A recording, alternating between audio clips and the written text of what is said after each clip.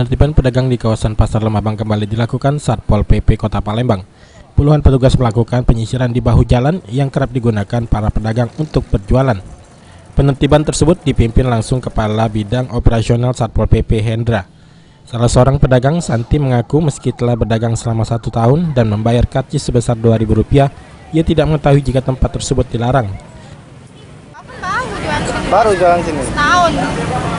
Sebelumnya memang sudah tidak boleh, apa? Mungkin kali tidak boleh. Tahu juga kita kan.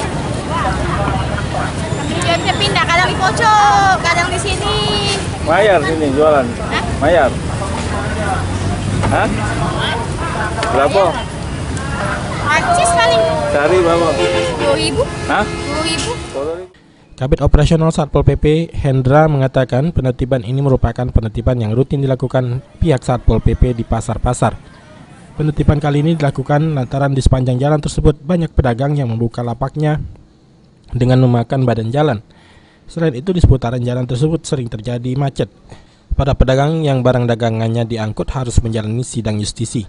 Kami tetap melaksanakan penertiban di Pasar Lemabang, khususnya di Jalan Marta Dinata dan Jalan Yusudarso, karena kita selalu dapat informasi daripada masyarakat selalu macet, selalu berantakan di sini. Makanya kami melaksanakan tugas pagi hari ini.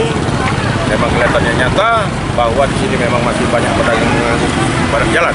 Ke depan kami besok juga akan kerjasama dengan Sub masalah perparkiran dan motor liar untuk masyarakat tugas ini.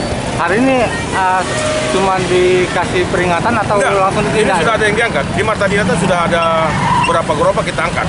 Di dalam mobil itu sudah kita angkat barangnya karena mereka berdagang meninggalkan barang.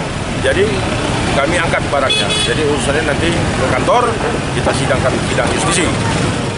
Ke depan rencananya Pol PP akan bekerja sama dengan Dinas Perhubungan untuk menertibkan bentor yang sering mangkal di pinggir jalan yang diduga menjadi salah satu penyebab kemacetan.